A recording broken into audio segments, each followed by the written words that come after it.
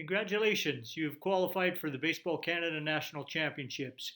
And we've put this presentation together to try to give you a little bit more information on what needs to be done in your next steps to attend the championship. Some of the things we'll talk about today are the travel arrangements, accommodations, your meals, roster submission, code of conduct and background check, review of the championship rules and discipline, the technical meeting, and the important contacts. In the travel arrangements, the Provincial Baseball Association or the team itself will make all the travel arrangements to attend the championship. Once there, the local transportation is assured by the host committee, except for the 21U Women's Championship and the Senior Women's event, along with the 13 under Western. Teams traveling by bus will also be exempt from having local transportation. Send your transportation information to your host committee as soon as possible to allow them to make plans to pick you up at the airport or to know if you're traveling by bus.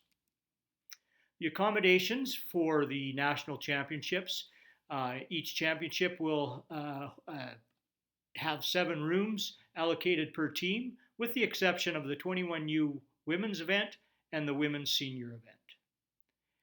Every team will pay a total of either $4,000 or $5,000 as an accommodations fee. Check with your provincial association to see which amount you have to pay prior to attending. You are responsible for all additional fees, i.e. extra rooms, asking for other things associated with meals, etc. But that you have to work out with the host committee, and they would be responsible for collecting the fees from you as a team. The meals for the championship, teams are responsible for their own team meals and will be doing all that themselves. So that's your responsibility as a championship member. Roster submission. The roster must be submitted by the provincial baseball associations using the Baseball Canada system. They must be submitted to the Baseball Canada 9 days prior to the first scheduled game of the championship, or if it's a 13 under Atlantic and Western events, only 3 days prior. Bring a copy of your roster with you to make sure that everything that you thought you put on the roster registration is exactly what is in the final rosters that Baseball Canada will have. The code of conduct must be signed electronically by all participants, athletes, coaches, and chefs, and there's the link for it. The background check is necessary for all participants except the athletes, and you need to see your provincial associations to see what kind of background check must be completed. And these 2 steps must be completed before the first scheduled game of the championship, no exceptions.